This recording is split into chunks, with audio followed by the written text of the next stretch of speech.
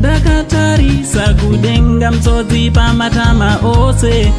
Mufaro wangu ugamuchire zvakare pazuva ranhasi vazukuru vangu pachannel yenyu, channel yamunofarira nditi.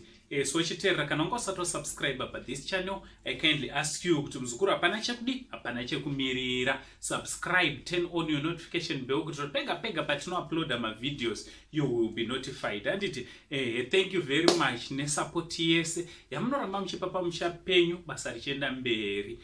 So nhasi ndine nyaya ndauya nayo vazukuru, ndofunga takambomhanya tikatenderera tichiti free Hopewell, wanditi ma hashtag free Hopewell, wanditi zvinofadza nekuti pa izwi renyu rakanzwika vazukuru. Ipo pano takatomboitawo ma videos tichitaura semunyaya, anditi Hopewell chimwono uyo anova journalist, anditi anonyanyo ari active zvakanyanya kutwitter uko, anditi so zvaitika ndezvekuti kana zvakaitika ndezvekuti zoni akasungwa zvakare, anditi akasungwa zvakare kureva kuti kutaura kuno ari mumaoko emapurisa, anditi so ndochatangoti tiuye tinge tinokuzivisai vazukuru kuti aiwa Hopewell uya wamakambomhanya mukati aiwa ngaasunungurwe wasungwa zvakare, anditi so vazukuru nyaya dzachona dzaane ma mixed feelings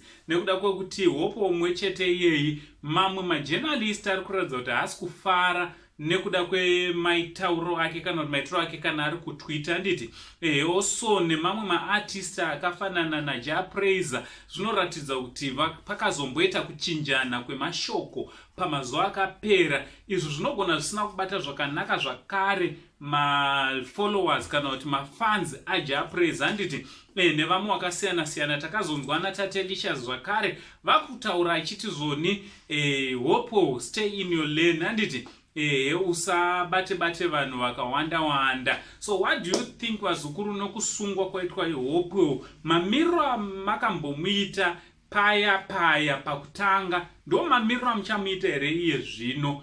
Ameno imimi ndimunoziva, ndamwe ndiyozokuinfomai vazukuru vangu, anditi na Uncle Saint the only Zimbabwean angu ngataurira nekuma comments mutiudze zvamunofunga panyaya yaHopewell chimwono tichiti much love.